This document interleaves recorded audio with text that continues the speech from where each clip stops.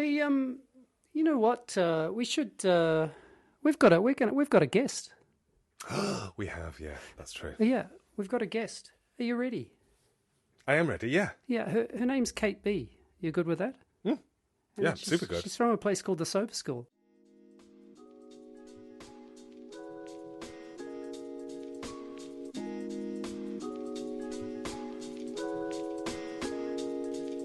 This is a podcast in which two friends talk about the pleasures, absurdities, and imperfections of being human. I'm Simon Ellis. And I'm Lee Miller. Welcome to Midlifing.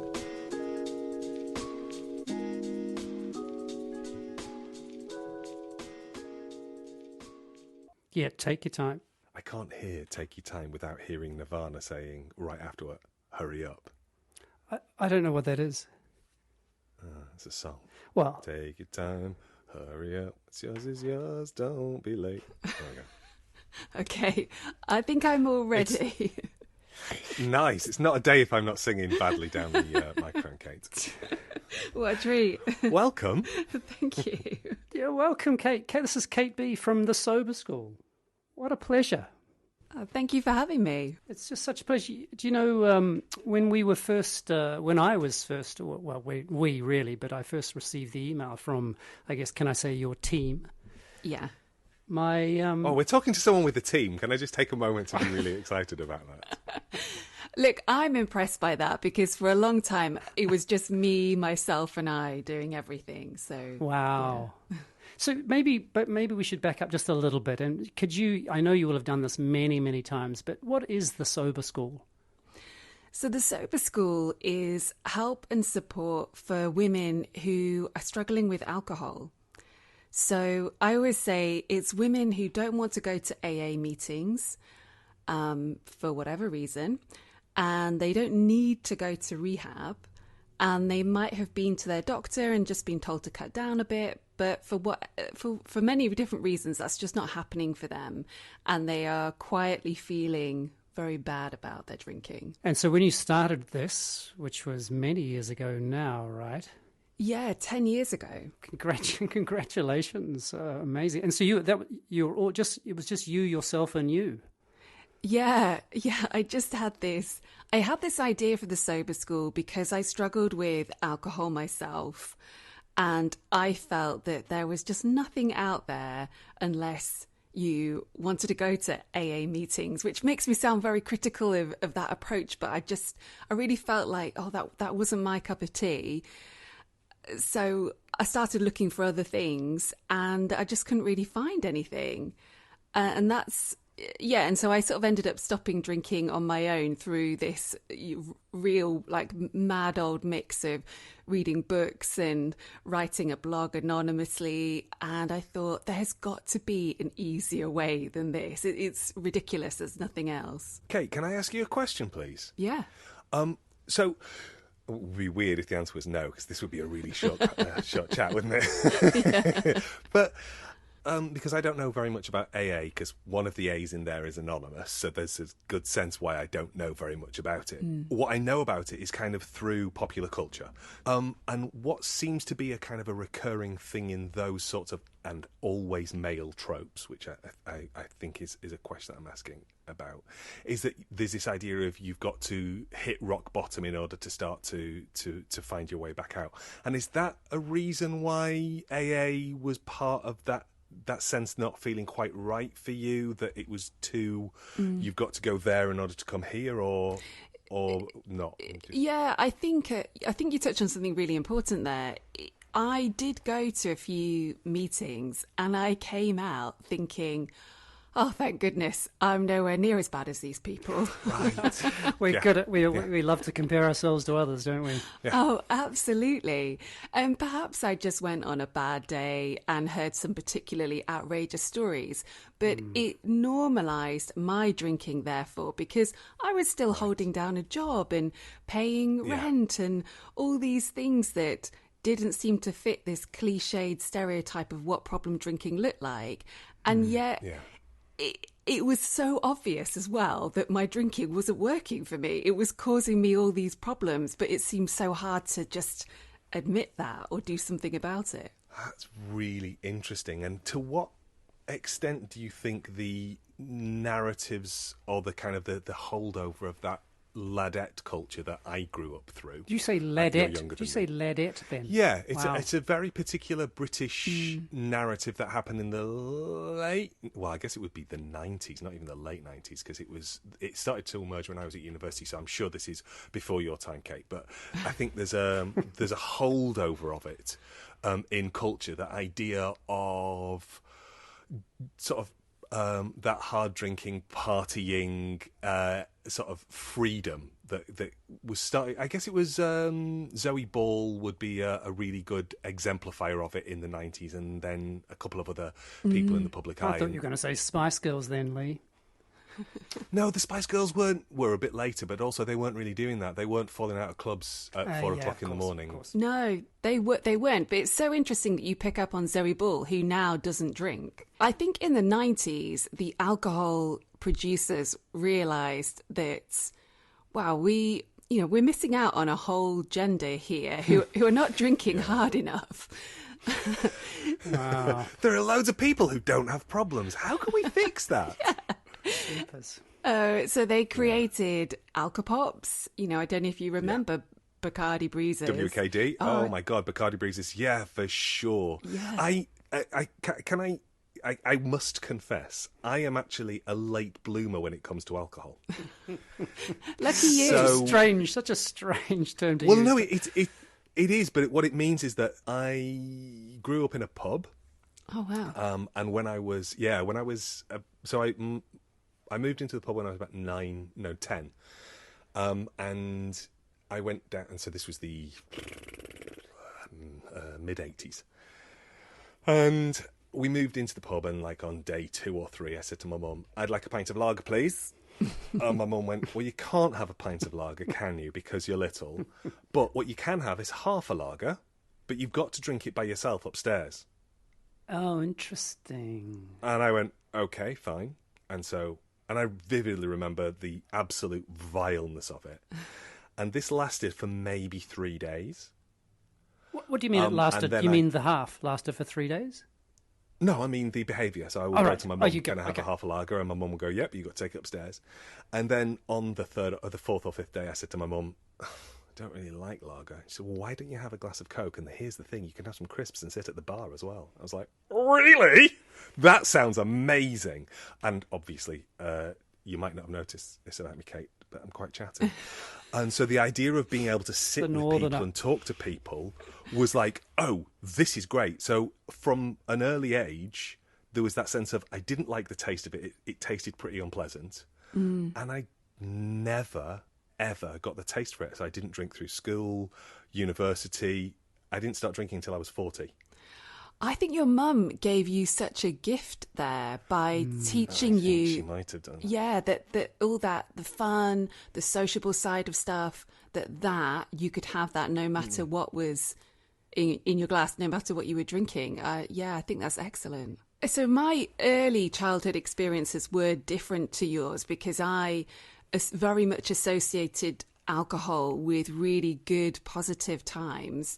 Even when I was so young that there was no way I was drinking, I just remember the adults around me being happier, being more pleasant to be around. I was sold on drinking before I could even do it.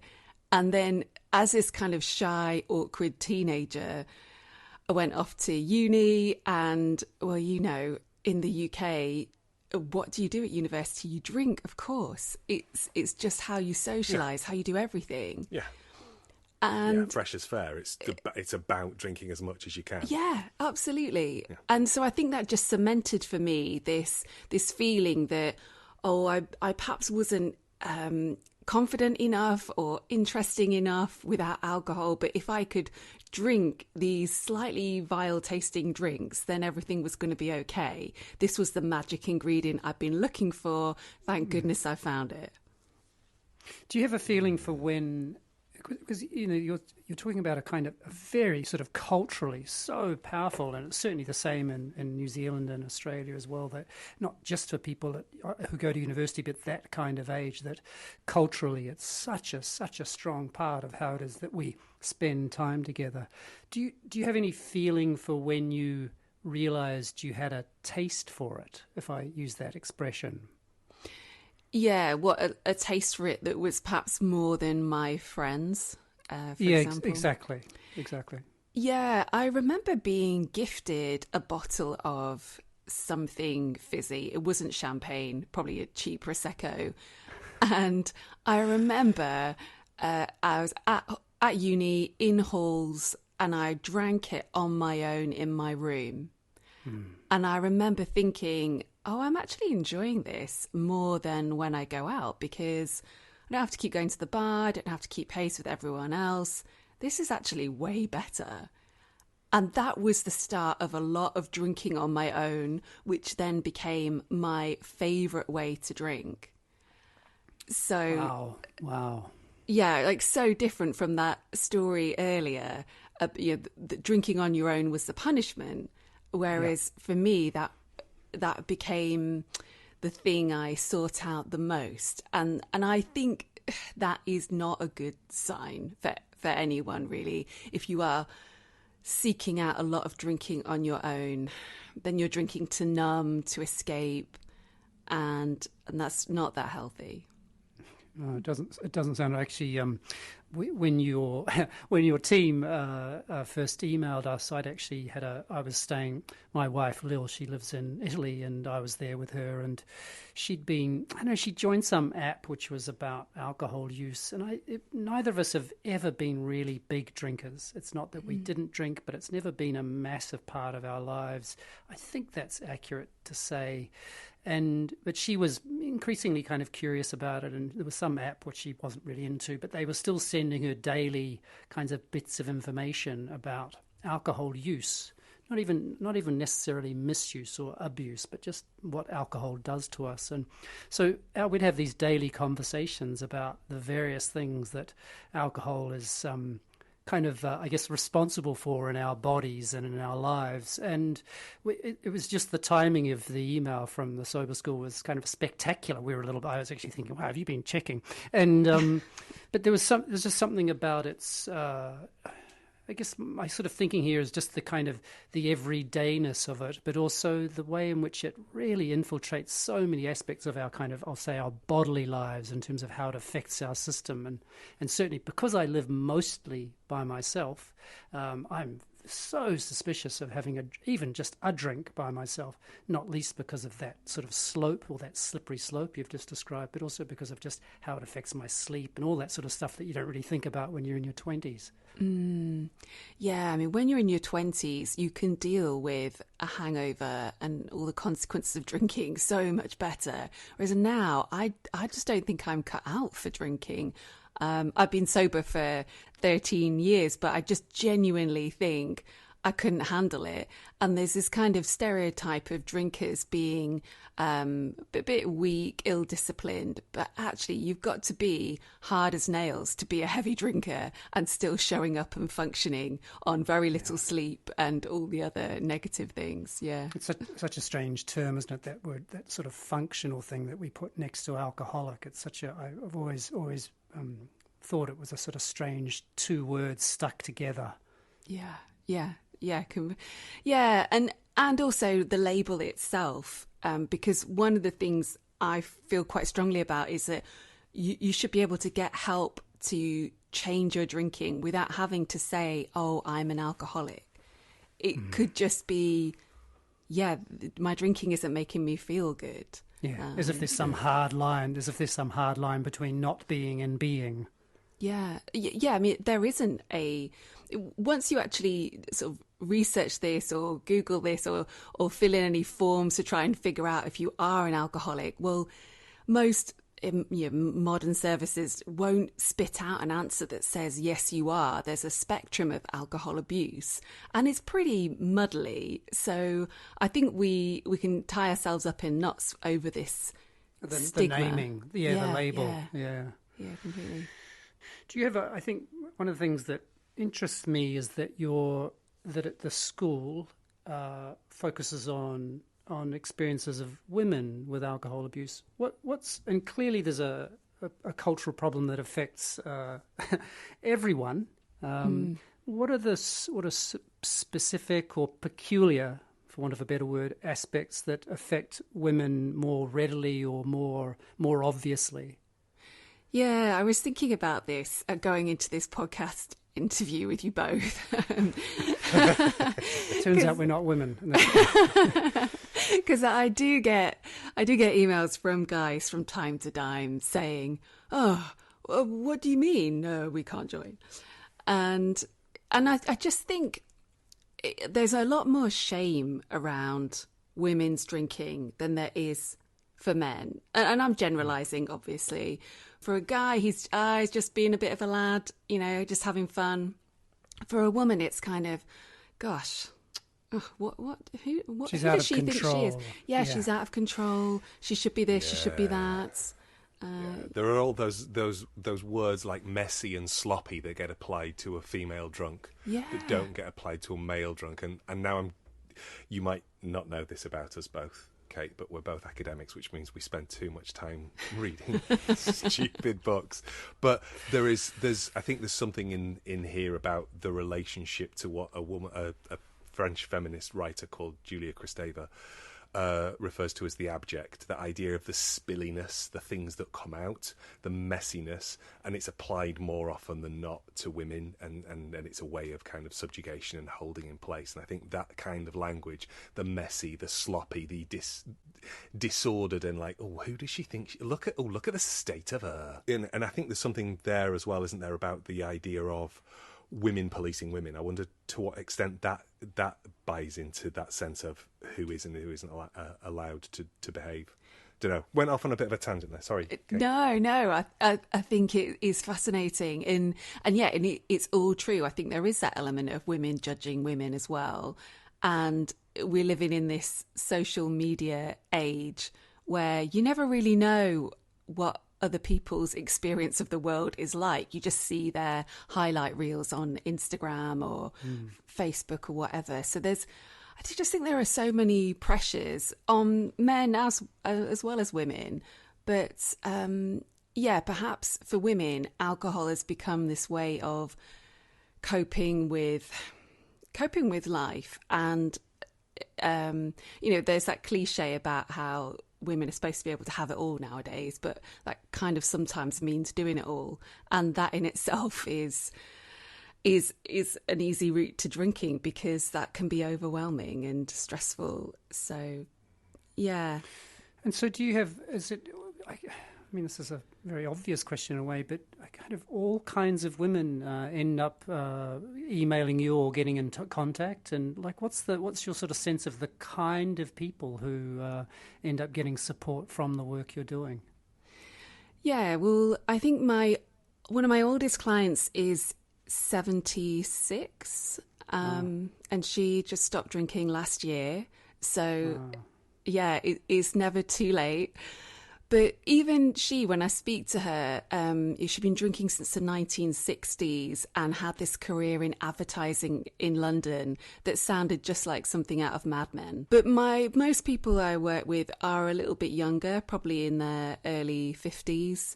And they are just in that midlife crush where perhaps quite senior at work, got teenage kids, can afford a decent bottle of wine. So it all looks so respectable. And all this stuff is happening behind closed doors once the car is safely parked. They're not doing anything that says, oh, red flag, that's bad. They're not falling out of a nightclub and getting picked up by, police, emergency services, nothing like that. And that's why it's so hidden. And the real common thread between the women I work with is that they all seem absolutely convinced that no one else is drinking in the way they do, but keeping life going and all the plates spinning and the deadlines met and all of this kind of outwardly successful stuff. There is something here in listening to you talk, and I'm curious, Is there a class dimension to the narratives that you're encountering? Because a lot of the examples that you gave, admittedly in the abstract, were about that idea of managing pressure that were external and were about sort of social markers of success. Yeah, absolutely. It's a very middle class environment, I have to say. And I think maybe that's part of what has contributed to this culture of drinking amongst the women that I work with, because it all looks so kind of normal and not particularly dangerous. It just doesn't look like, when you see on the news stories about drinking or alcohol use, they always illustrate it with quite extreme examples of people in city centres. Absolutely, it's people in gutters with their skirts pulled up too high. It's all of those sorts of things. It's absolutely. I think we're all familiar with the kind of images that the media perpetuates. That sense of, well, it's definitely not us. Yeah. Whereas, because the media is, of course, never those people, is it? No. So you could imagine someone sort of sitting watching that, almost tutting, but ignoring the fact that they've drunk 2/3 of a bottle of wine or maybe a whole bottle. And that is, for a woman, 2/3 of a bottle of wine is a binge. And that is not good. Yeah. So, to answer your question, I definitely think there is this middle class element to it. And, and I work with some women who are going to yoga and Pilates in the morning and buying their organic produce at the supermarket. Probably buying organic wine, to be honest. But that doesn't change what they're pouring into them every night. Yeah. I guess I was thinking about the kind of pleasure that alcohol, the way you described it at the beginning, was the sort of the sense of the kind of pleasure it gave you. Is there something that's what kinds of things do you do now that might, I'm not saying a similar kind of pleasure, but do you feel like you had to replace it with something else as you became sober? Or like what goes on in your life and your relationship to your body or your sense of pleasure or joy even, or satisfaction or comfort that is different from then? Yeah, that's such a good question, because when I was drinking, I used alcohol for everything. If I was sad, I would drink. If I was happy, if we were celebrating, if we were going to a funeral or a wedding, just everything. Yeah. I think the biggest change for me has been just realising that if I can just accept myself, as it sounds so grandiose, if I can just accept who I really am and figure out what the real me likes, then my life is a lot happier, and that's going to bring me joy. So just as an example, when I was younger, I would spend a lot of time going to big parties or spending time in bars or in nightclubs with sticky floors. And now I'm older and wiser and grumpier, I realise actually I'm such an introvert. And yes, I like spending time with people, but I do much better in smaller groups.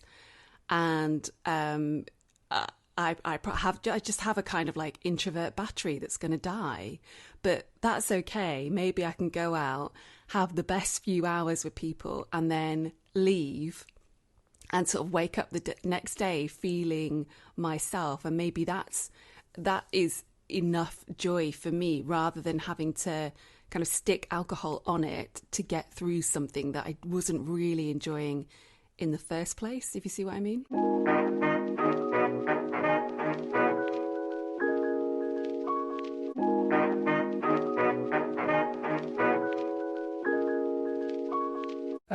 So, Kate, is there anything, before we finish, is there anything that you wanted to say that you haven't had a chance to say that you think would be useful for our listeners?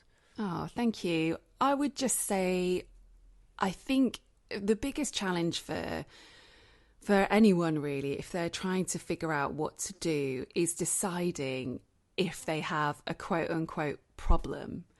And that's the thing that keeps people stuck for so long. They're waiting to do something really bad, get caught drink driving. Waiting for certainty about that. Yeah. Oh, yes, because we love certainty, don't we? We want it to be black and white. And I often talk about my work as I'm working in the Greyzone with Greyzone drinkers, and you aren't going to get that certainty. So probably the easiest way to tell if it's time to change something is just, am I waking up in the morning regretting what I drank the night before? Not just as a one-off, but, you know, on a Tuesday morning, am I waking up thinking, gosh, why did I do that on a Monday? Those are the little signs. Even if you make it through the day, even if you get everything you should do done, if you are waking up with regrets on a regular basis, I think that's all you need to know. Wow, that to me, that sounds like an amazingly and importantly low bar. It's really great to hear that. Where do people find out about the Sober School? The easiest place is to go to my website, which is thesoberschool.com. I'm also on Instagram and Facebook, all at The Sober School. So, yeah, come check it out. See what you think. I'm not for everybody, but I am, you know. Much like this podcast.